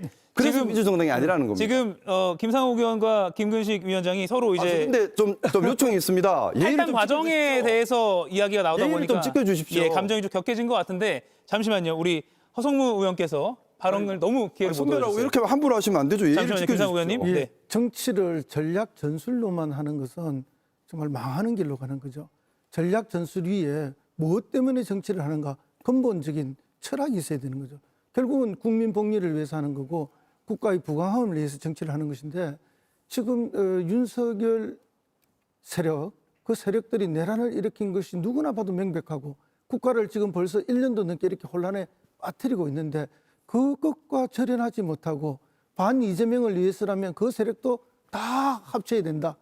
한 명이라도 아쉽다. 이런 논리라면은 도대체 어떤 정치를 하고자 하는 것인지 그러면 과연 이재명 대통령을 싫어하는 분도 계시고 윤석열도 싫어하는 분이 있는데 이재명과 윤석열에 대한 싫어함의 강도가 어느 쪽이 더 클 것인가? 중도에 있는 분, 중도 보수에 계신 분들이 윤석열을 싫어하는 것이 훨씬 더 크지 않겠습니까? 그런데 윤석열을 끊어내지 못한다면은 과연 그것이 반 이재명 이름으로 다 뭉쳐지겠습니까? 뭉쳐지지 않죠. 그렇기 때문에 중도에 계신 분들이 여론조사를 하면은 민주당에 대한 지지율이 오히려 더 높게 나오는 것이 그런 연유가 아닌가. 그리고 이재명 대통령에 대한 국정 지지율이 중도에 계신 분들이 월등하게 더 높게 나오는 이유가 바로 그런 데 있지 않는가라는 것을 말씀드리면서 정치의 본질은 전략 전술로 상대를 이기는 데 있는 것이 아니라 국민을 위해서 얼마나 헌신하고 봉사하고 국가의 부를 얼마나 잘 창출해 하는가에 있다는 거. 그리고 그런 몰상식하고 비루하고 내란을 일으켜서 자기 권력을 강화해서 국민들의 삶이 어떤 파탄에 가든지 전혀 생각과 고려하지 않으면서 예. 이렇게 국가를 파탄으로 끌고 가는 그 세력을 절연하지 않겠다는 것에 정말 저희들은 오늘 이 토론을 넘어서 야, 이렇게까지 아직도 생각하고 계신가 너무나 당황스럽습니다. 예. 자, 좀 분위기를 바꿔볼게요. 물 한 잔씩 하시고요. 장동혁 국민의힘 대표의 단식에 대한 평가를 좀 해보겠습니다. 이 단식의 목적이나 또 얻은 것, 이런 것을 평가하면 또 앞으로 나아갈 길이 좀 비춰질 것 같습니다. 서정욱 변호사님, 장동혁 대표의 단식 8일 만에 종료가 됐습니다. 뭘 얻었고 뭘 좀 잃었을까요? 저는 이제 그 쌍특검을 뭐 못 어떤 간에 이미 그 성공한 단식이다. 이렇게 평가를 예. 합니다. 왜 그러냐면요. 이제까지 그 야당이 강하게 투쟁하는 야당다운 야당의 모습을 못 보여줬어요. 그냥 온실 속의 화초처럼 웰빙 정당, 제대로 투쟁하지 못하는 이런 이제 무기력한 야당이었거든요. 근데 이번에 장동혁 대표가 정말 이게 목숨을 건 8일간의 그 단식을 통해서 아, 진짜 야당이 이렇구나. 이걸 보여줬다는 거. 이게 하나 얻은 거고요. 그리고 이제 두 번째는 자유우파 보수력이 상당히 결집시켰어요. 한동훈 전 대표에게 안 왔지만 나머지 유승민 의원, 뭐 안철수, 박근혜 대통령까지 다 이게 자유우파를 어느 정도 이준석 개혁신당 대표까지 상당히 결집을 시킨 이런 이제 효과는 있었다. 예. 이렇게 저는 보고요. 아마 이제 마지막에 이제 쌍특검이 되느냐 안 되느냐 여기에 이제 최종 성과가 나오겠지만 제가 보기에 뭐 공천헌금 특검은 안 받을 거고요. 아마 통일교하고 신천지는 뭐 이게 되지 않을까 이렇게 보는데 하여튼 그거를 떠나서 예. 저는 뭐 상당히 성과가 있었다. 일단 투쟁하는 야당, 그다음에 자유우파 결집 두 가지 점에서 기회가 있었다 봅니다. 다만 한동훈 전 대표와의 어떤 갈등이나 뭐 제명 관련한 그런 당내 논란, 이걸 좀 죽이기 위한 단식 아니었냐, 이런 분석도 있잖아요. 예, 물론 이제 앵커님 질문에 답변하기 전에, 그러니까 아까 진행하면서 처음에 앞부분에 저는 이제 보수의 미래를 이야기하는 게 주제였는데, 예. 1심 판결 가지고 이제 굉장히 많은 시간 할애했던 점을 제가 말씀을 드렸고, 김상욱 의원이 마치 국민의힘을 탈당해서 민주당으로 건너가는 것을 정당화하는 연설 같은 이야기를 하고 있던 것이 너무 지금 오래됐습니다. 시간이 너무 많이 갔다는 말씀을 드리고, 이 본래 우리 논쟁의 주제와 취지는 적법 맞지 않는 저는 내용이었다 생각을 했기 때문에 제가 그에 대해서 발언권을 얻어서 이 일을 제기한 거고요. 지금 질문하신 장동혁 대표의 단식에 대해서는 이런 식의 평가가 또 가능합니다. 예. 외향적으로는 뭐 충분히 그런 평가가 있을 수 있으니까. 그러나 이제 누가 봐도 타이밍이나 그리고 실제로 내걸었던 두 가지 특검에 대해서 사실은 별다른 출구가 보이지 않는데 이번에 단식을 그만둔 걸로 봐서는 목표나 타이밍상으로 내부용이라는 측면이 좀 있었죠. 그러니까 시간적으로 보면은 한동훈 전 대표에 대한 심야 징계, 심야 제명 사태가 있고 나서 그 다음날 우리 당이 떠들썩했지 않습니까? 뭐 싸우고 소란스러워 반대하는 사람도 많았고, 그리고 그 다음날 바로 단식에 들어갑니다. 그러니까 이게 저는 지난번에 장동혁 대표의 이른바 혁신 기자회견 있고 나서 비판이 많이 나오니까 바로 필리버스터로 국면을 전환했듯이 이번에도 한동훈 전 대표에 대한 징계에 대한 이야기가 논란이 많으니까 이걸 국면 전환하는 효과를 분명히 노렸는지 안 노렸는지 제가 알 수가 없죠. 그러나 타이밍상 그것에 대한 정확한 시기는 맞았다고 생각이 들어요. 그리고 예. 실제로 그런 효과가 있었던 건 맞고요. 그렇기 때문에 저는 외부용도 충분히 뭐 고려할 수 있는 생각이 있었겠지만 내부용으로 한동훈 전 대표의 제명 사태로 인한 당내 불만 또 당내 논란을 잠재우기 위한, 이게 이제 정치학의 안보 결집복결한 게 있어요. 내부의 갈등을 외부의 적을 삼아가지고 이걸 단합시키는 게 있거든요. 렐러라운드 플래그 이펙트라고 그래서 예. 그런 내용으로 사실은 내부용으로 단식에 임했다고 한다면 그 자체로는 상당히 성공적이었다고 볼 수가 있죠. 예. 상대당에서는 뭐 박한 평가가 나올 수밖에 없을 것 같아요. 단식에 대해서. 그렇죠. 뭐 이 단식이 뭐 때문에 하는지 이해를 저희들이 잘 할 수 없지 않습니까? 이해를 잘 할 수 있을 때 그분의 단식의 사유에 어떻게 부합되게 이렇게 적절하게 대처해서 단식을 풀게 한다든지 이럴 수 있는데 방금 두 분이 말씀하셨던 것처럼 내부 어떤 효과를 노리는 그걸 외부의 적에게 떠넘기는 그런 형태의 단식이었기 때문에 저희들이 어떻게 뭐 위로하거나 방문하거나 이렇게 참 어려웠습니다. 그래서 이것을 단식 투쟁이 아니라 단식 투정이 아닌가라고 이렇게 국민들은 비웃기조차도 했던 그런 단식이었습니다. 그리고 단식 3일째부터 너무나 호들갑이 심했지 않았습니까? 다른 사람들의 단식하고 한번 비교를 해보십시오. 언론도 그렇고 당에서의 모습도 그렇고. 그래서 이 단식이 정말로 울림을 주는 그런 단식은 아니었다. 그러나 내부적인 그런 뭐 리더십 회복에 또는 그 위기 국면을 탈출하는 그런 효과는 분명히 있었던 것 같고요. 특히 지방선거를 앞두고 있어서 예. 제가 그 유심히 그 뉴스들을 보면은 광역자치단체 출마할 영남권 후보들 현 자치단체장이나 이런 분들이 전부 다 와서 눈도장을 찍었어요. 그러니까 단식을 하면서 이후에 광역자치단체나 주요 선거에 출마 예상자들을 지금 이렇게 충성심 테스트를 하고 있고 그 후보들은 또 알리바이 확인을 위해서 예. 왔다 가는 이런 모습들이 보이는 거죠. 그러니까 정치를 하는 저희들의 눈에는 그런 것들이 다 보이는데 국민들의 눈에는 그게 다 안 보인다 한들 국민들이 또 모르겠습니까? 그래서 이 단식이 정치적 울림이 크지는 않았다. 그렇게 저는 평가합니다. 예. 네. 8일간 단식이요? 뭐 저도 우선 뭐 말씀드리기 전에 저 김근식 교수님한테 좀 드리고 싶은 말씀이 있습니다. 내용에 대해서 얘기해 논쟁이란 프로그램이 맞는 취지 아닌가요? 저는 아까 국민의힘의 보수 개혁에 대해서 얘기할 때 국민의힘이 보수 개혁에 대한 얘기를 하려고 하면 가치와 방향성을 중심에 세워야 한다는 얘기를 드렸을 뿐입니다. 그걸 가지고 인신공격 형태로 바꿔버리면 비겁한 것이고요. 쟁점에서 어긋난 겁니다. 아무리 선배라 하더라도 예의는 지켜야 하고 상호 존중하지 않는 상태에서 어떻게 토론이 이루어지겠습니까? 저는 최소한의 예의를 지켜주시기를 부탁드리고 싶고 그리고 나서 좀 이 부분도 말씀드리겠습니다. 예, 단식이요? 단식에 대해서 저는 좀 그 생각했습니다. 앞서 우리 선배님께서도 말씀하셨지만은 명분이 없는 단식이죠. 사실은 신천지를 지키기 위한 단식이다라고 저는 평가할 수밖에 없는 것 같습니다. 신천지가 사실은 국민의힘의 든든한 기반이죠. 그래서 그쪽 특검 들어가는 것이 부담스러울 수는 있을 수는 있습니다. 하지만 명분이라고 하는 것이 지금 실질을 뜯어보면 신천지 지키는 것 말고는 다른 의미가 없어 보입니다. 또 하나 시기적인 부분입니다. 사실 제가 계속해서 국민의힘 쪽에 의문 제기하는 게 이거예요. 방향성과 가치가 없어요. 어떤 나라를 만들겠다는 방향성이 없습니다. 이것도 마찬가지죠. 지금 정치적 필요에 따라서 정치 논리에 따라서 한 단식입니다. 윤석열에 대해서 사형 구형이 나왔어요. 그러면 윤석열에 대한 강력한 지지자들은 원망 대상이 필요하죠. 본인이 원망 대상 될 것 같으니까 한동훈 쪽으로 뒤집어 씌우는 거죠. 또 장동혁 대표 입장에서는 나중에 대권 후보 꿈을 꾸고 있는 사람이지 않습니까? 제일 지금 제거하고 싶은 사람이 친한계고 한동훈 제거하고 이건 추정입니다만 예. 한동훈을 제거하고 그다음에는 오세훈을 제거하고 그래서 소위 말하는 국민의힘 안에서 엘리트라 불릴 수 있는 사람들 다 제거하고 혼자 남게 되면 당을 독점적으로 장악할 수 있고 그러면 당권 대선 후보가 될 수 있다라는 욕심 있지 않겠나 추정을 합니다. 어쨌든 그래서 비 올 때 뭐 떠내려 보내듯이 윤석열 사형 구형이 나오자마자 2시간도 안 돼가지고 그런 제명 조치를 해버립니다. 그러고 단식 들어가면서 비난을 좀 모면해요. 뭐 본인 개인적으로는 얻은 게 많겠죠. 짧은 정치로는 본인이 약했던 정치 기반도 모으고 지금 원망이 가득 찬 강성 지지층도 모으고 눈에 가시가 떴던 친한계도 제거하고 그런데 국민들이 등을 돌리시죠. 국민들이 보시기에는 자신의 정치적 욕심 때문에 바른 지향점도 없고 계속 혼란에 빠뜨리면서 예. 무리한 방법을 하는 거예요. 강성 지지층은 모았을지 모르겠습니다. 하지만 국민들께서는 아마 큰 실망을 하셨으리라 생각합니다. 예.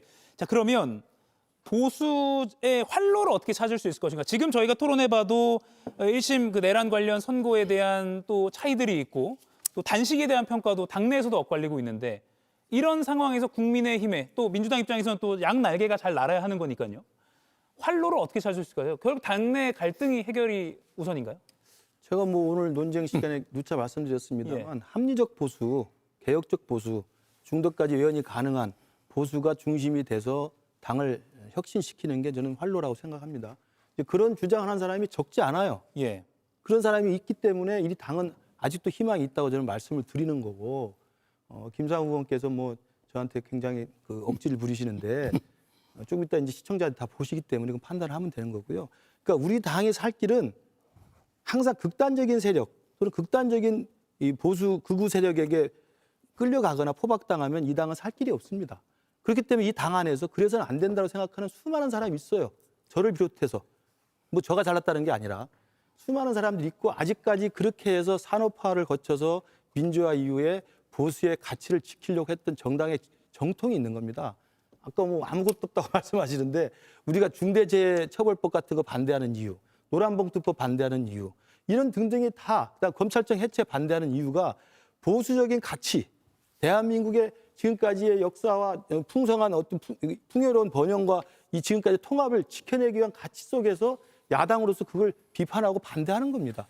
아무것도 없다고 이야기하면서 저는 이야기하는 건 정말 그건 잘못된 평가라고 생각이 들고요.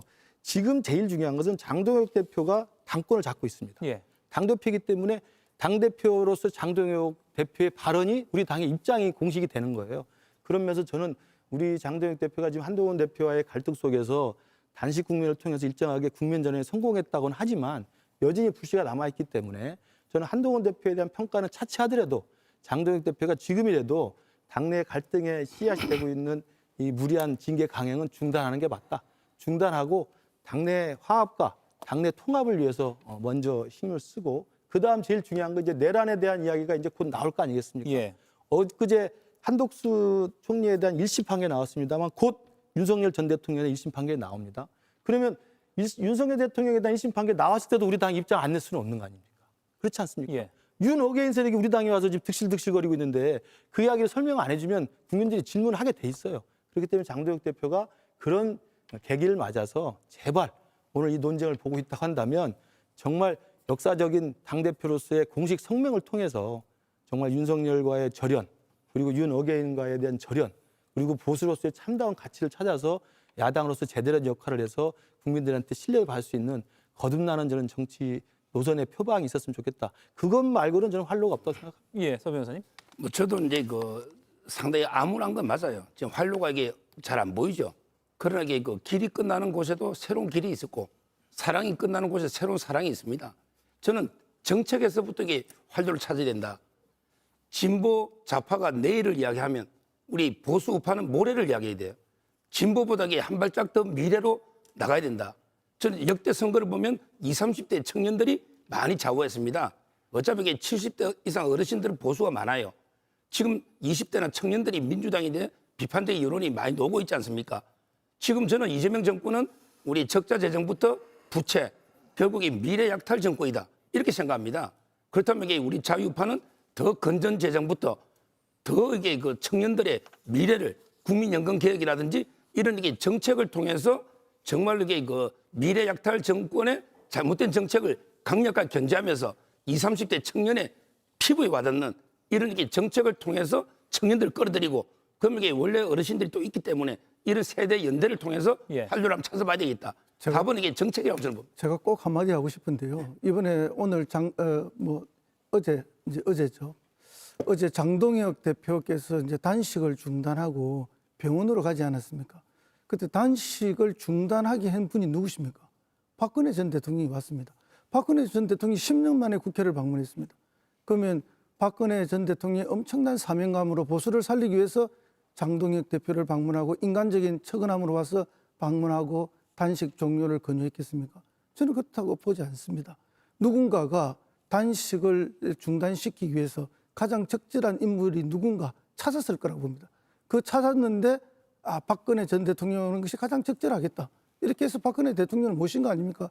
장동혁 대표가 박근혜 대통령이 단식을 멈추셨으면 좋겠다라고 말할 때 너무나 반가워하고 인사하는 모습이 TV 화면에 그대로 비추었습니다. 너무나 기다렸던 모습이죠. 그런 것들을 보면서 이게 적어도 보수가 바로 서려면은 탄핵으로 해서 쫓겨났던 박근혜 전 대통령이 와서 이런 모습을 보이는 거 옳지 않습니다. 그리고 탄핵일 뿐만 아니라 지금 내란으로 지금 구속돼 있는 윤석열 대통령과 절연하지도 못하고 그리고 한덕수 총리가 처음부터 지금까지 총리를 하지 않았습니까? 그 총리가 1심에서 이런 엄청난 판결을 받았는데 거기에 대해서 사과 한마디 하지 못하고 입장 표명조차 못하면서 병원으로 가는 이 모습에서 보수가 바로 설 수 있는 공간이 있겠습니까? 그 점을 지적하지 않을 수 없고요. 결국 보수가 바로 서려면은 이런 것들과 분연코 절연하는 모습을 보여줄 때 중도에 계신 분들이 보수에도 관심을 갖게 되고 보수도 바로 설 수 있다. 그럴 때 민주당도 저희들이라고 완벽합니까? 저희들도 잘못이 있어서 지금 지탄을 받는 부분이 있지 않습니까? 예. 저희들도 더 경계하고 더 조심하고 더 노력할 수밖에 없는 상황, 그리고 건강한 국가가 같이 만들어지는 거 아니겠습니까? 저는 그 부분에 대해서 분명하게 말씀드리고 싶습니다. 예. 한동훈 전 대표 제명, 그리고 말씀하신 대로 윤 전 대통령 1심 선고 나왔는데도 입장을 내느냐 안 내느냐, 이 두 가지가 기준일 것 같아요. 이걸 두 가지를 기준으로 해서 보수의 갈 길을 한번 전망해 보시면. 명확합니다. 사실은 제가 국민의힘이 보수당이 아니다라고 주장하고 있는데, 국민의힘이 보수당이라는 이름을 쓰려면 말씀드렸던 것처럼 보수의 기능을 수행할 수 있어야 합니다. 지금 개혁보수 말씀을 하시는데 개혁보수의 실체가 뭔지도 모르겠어요. 도대체 뭘 목적으로 하는 거죠? 뭘 기준으로 하는 거죠? 거기에 대해 답을 할 수 없다면은 사실은 제대로 된 정치라고 할 수 없는 거죠. 지금 보수라는 이름을 쓰려면 보수의 기능을 해야 되고, 보수의 기능을 하려면 말씀드렸던 것처럼 우리 국민들이 합의한 공통 수호 가치, 헌정질서 수호에 누구보다 앞설 수 있어야 되고, 헌정질서의 일본은 민주주의입니다. 그러면 윤석열이 했던 것은 명백히 반민주, 반헌정이었지 않습니까? 그러면 내가 보수주의자라고 생각한다면 보수당이라는 이름을 쓰려면 누구보다 분개하고 누구보다 앞장서서 윤석열을 끌어내리는 데 앞장서고, 지금이라도 그런 태도를 보여야만 합니다. 만약에 그것조차 할 수 없으면서 보수당 이름을 쓴다, 그건 내가 까만색인데 흰색입니다 하고 있는 거짓말에 불과하거든요. 국민을 속이는 겁니다. 그래서 국민의힘이 정말 보수당이라는 이름을 쓰고 싶으면 보수의 기능을 수행해야 한다. 보수의 기능 수행 가장 중요한 것, 헌정질서 수호 의지를 불태워라. 그게 보이지 않으면 보수당이라는 이름을 쓸 자격이 없다. 예. 그렇게 생각합니다. 이해운 후보자 청문회 관련 논의를 하려고 그랬는데 보수의 길을 좀 많이 하고 싶은 것 같아서 그건 제끼고 지금 2분밖에 안 남았습니다. 한동훈 전 대표 제명 다음 주 월요일 일단 뭐 나올 수 있다라는 건데, 지금 장동혁 대표가 뭐 병원에 있으니까 어떻게 될지 모르겠습니다. 근데 그게 첫 시그널이라면 그때 결정이, 보수의 길은 또 원치 않은 길로 간다 이렇게 결정이 되는 거 아닙니까? 그러니까 우리 당이 어떻게 올바른 방향으로 가야 될 것인가에 대한 많은 논의가 있고 또 예. 적지 않은 분들이 계세요.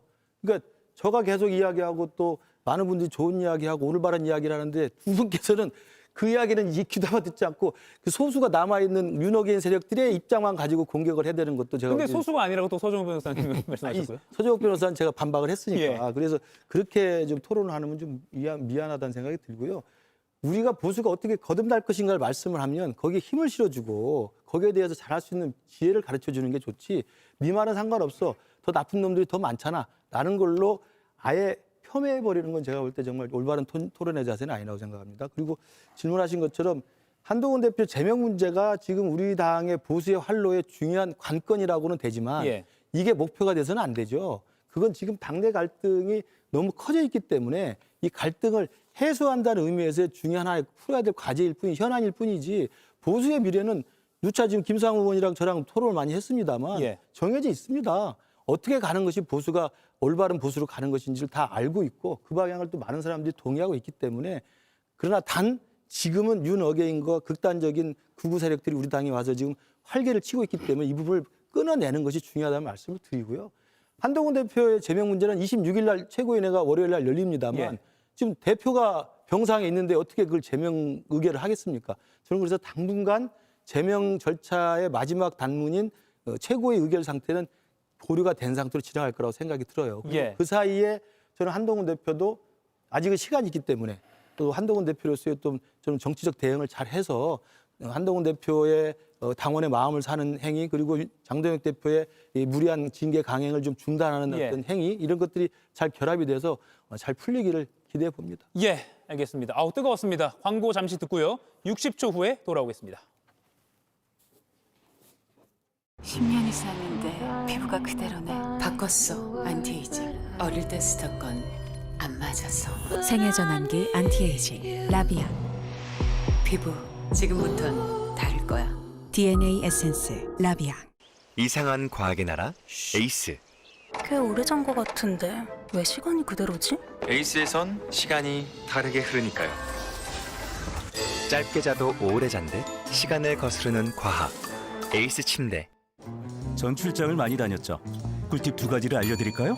직장 상사와 절대 같은 층에 묵지 마세요. 출장은 꼭 호텔스닷컴에서 예약하세요. 10박을 할 때마다 리워드 1박을 받을 수 있거든요. 수십만 개 호텔에서 즐겨보세요. 위 건강이 필요한 순간은 매 순간. 위 건강이 필요한 매 순간. 위 건강엔 메스틱. 대한민국 넘버원 메스틱. 역시 프롬바이오. 이제 각각 40초씩 발언 기회가 남아 있습니다. 오늘은 특별히 이렇게 마무리를 해보죠. 8일간의 단식 투쟁을 끝낸 장동혁 국민의힘 대표에게 하고 싶으신 말씀, 격려든 비판이든 야당에게 과제를 제시하시는 어떤 것도 좋습니다. 40초 드리겠습니다. 국민의힘 소속이신 김근식 교수님부터 말씀해 주시죠. 네, 장동혁 대표에 대해서는 많은 이야기를 제가 좀 권유를 드렸습니다만 이 방송에서 이제 단식도 끝난 만큼 제일 중요한 건 보수 정당으로서 국민의힘이 국민의 신뢰를 살 수 있는 마지막 저는 결단을 내려주길 바랍니다. 당대표로 선출될 때는 윤어겐 세력, 전한길 유의 세력, 전광훈 유의 세력을 등에 업고 됐다고 치더라도 정치하는 사람은 자기 자리가 만들어진 다음에는 국민의힘이 당대표로서 국민의힘이 합리적 보수, 개혁적 보수, 중도까지 포함할 수 있는 그런 외연 확장이 가능한 보수로 거듭나기 위해서 제발 윤석열 대통령, 윤석열 부부와의 절연, 그리고 윤어겐 세력과의 공식적 절연을 선언해 주시고 당의 화합을 이끌어 주시기 바랍니다. 예, 허성무 의원님. 예, 어떤 정치인이나 정치 세력도 궁극적으로는 국민을 잘 살게 하는 것입니다. 바로 쓰고 국민들로부터 지지받으려면 경제, 민생이 잘 돼야 됩니다. 지금 우리는 최근에 몇 년간 2가지의 큰 공포 속에 살았습니다. 트럼프 대통령이 당선되면서 트럼프 포비아 공포가 있었고요. 그다음에 중국의 기술 굴기가 일어나면서 중국 경제에 대한 공포감으로 굉장히 위축되어 있었던 것 사실입니다. 예. 그러나 최근에 와서 다시 경제가 좀 살아나고 민생이 살아나는 흐름이 있습니다. 어떤 세력이든지 그것이 보수든 아니면 진보든 정권을 담당하는 세력은 경제와 민생을 살피는 길만이 다시 우뚝 설 수 있는 길입니다. 그것만이 국민들의 지지를 받을 수 있기 때문에 그 길에 매진하는 것이 장동혁 대표도 사는 길이다. 저는 그렇게 봅니다. 네, 서정욱 변호사님. 저는 이제 이거 단식 현장에 가서 많은 말씀을 했고 또 이게 오늘 많이 했기 때문에 그냥 쾌차하시라고 빨리 지금 이 말씀만 드리고요. 오히려 한동훈 전 대표께 한 말씀 드릴 것이고요. 예. 이제 공은요 장동혁 대표한테 있는 게 아니고 한동훈 전 대표한테 공이 있습니다. 본인이 진실을 밝히시고 이제 진심으로 잘못된 게 있다면 사과를 하시고 본인이 해결을 위해 노력해야지 무조건 이게 조작 감사다 또 이게 정치 보복이다 이래서는 안 된다. 오히려 한동훈 전 대표에게 공이 넘어갔다 이렇게 말씀드립니다. 예, 끝으로 김상욱 의원님. 네, 장동혁 대표님 참 고생하셨습니다. 하지만 번지수를 좀 잘못 찾으신 것 같습니다. 단식 끝내면서 더 큰 싸움을 말씀하셨는데요. 싸우려고 정치하나요? 국민 받들고 국민들을 행복하게 하려고 정치하는 거 아닌가요? 어떻게 싸움이 목적이고 자신의 정치적 힘을 기르는 게 목적이 될 수 있겠습니까? 오로지 국민을 위한 그런 정치가 되어야 한다고 생각합니다. 지금 보수를 얘기하려면 보수당은 보수의 기능에 대한 고민을 해야 합니다. 보수의 기능의 핵심은 헌정질서 수호입니다. 그렇다면 헌정질서를 부숴버린 윤석열과 절연하지 못하면서 보수를 이야기하는 것은 사실은 앞뒤 말이 전혀 맞지 않는 거예요. 지금 보수를 이야기한다면 정말 국민을 위한다면 무엇을 해야 하는가라는 방향성을 한번 생각해 봤으면 좋겠고 그래서 좀 더 큰 싸움이 아니라 더 크게 국민을 받드는 정당의 대표로서 기능해 주시기를 부탁드리고 싶습니다. 예, 네 분의 마무리 말씀까지 잘 들었습니다. JTBC 토론 논쟁, 저희는 60초 광고 후에 돌아오겠습니다. It could have stopped there, a perfect black espresso. Well, not quite. Since 1986, you've been our greatest inspiration to make coffee your way. Because when you love something, you push it forward. Nespresso. 쿡셀의 혁신으로 요리의 즐거움은 계속된다. 홀로그램 큐브와 블루 다이아몬드 코팅으로 맛을 살리다. 요리를 살리다. 쿡셀 홀로그램 큐브. 전 세계가 열광하는 K-팝. K뷰티, K푸드. 그렇다면 K금융은? K의 시대, K금융을 어부바합니다.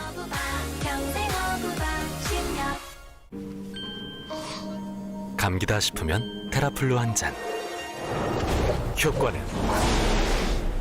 느낌은? 따뜻하게 스며들어 감기를 빠르게. 따뜻한 한 잔의 빠른 효과. 테라플루.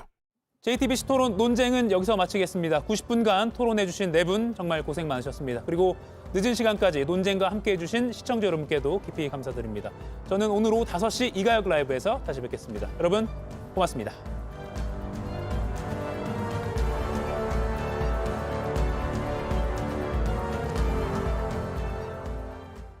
JTBC